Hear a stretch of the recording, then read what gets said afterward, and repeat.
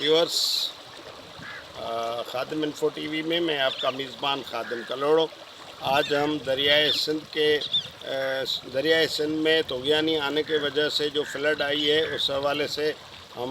खड़े हैं। अभी ये कच्चे की तरफ है, जो दोनों बचाव बंद के दरमियान कच्चा है, उस इलाके में हम खड़े हैं जहाँ पे पानी का बहाव आपको ये नज़र आ रहा है। तो इस हवाले से खैरपुर डिस्ट्रिक्ट की ये एरिया है और इस एरिया में तकरीबन 200 से 500 तक गांव जो है वो फ्लड के जद में आ गए हैं और उनके मवेशी मर गए हैं, उनके मवेशी दरिया के नज़र हो गए हैं और हज़ारों लोग जो है वो कच्चे से नकल मकानी करके पक्के की तरफ जो है आ गए हैं और अपने रिश्तेदारों में पहुँचे हैं, जहाँ पे ख़ुद एक बहुत बड़ा डिज़ास्टर आया हुआ है। तो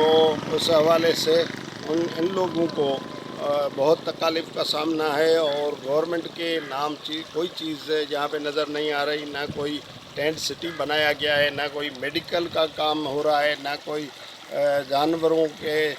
जो मर रहे हैं माल मवेशी उनके हवाले से कोई मेडिकली यहाँ पे इंतज़ामात हैं। तो इस तरह से इनका अनाज डूब गया है, बह गया है और इनकी खुराक और न्यूट्रिशन का कोई इंतज़ाम नहीं है। तो इसमें इंसानियत बहुत बड़ी तकलीफ़ में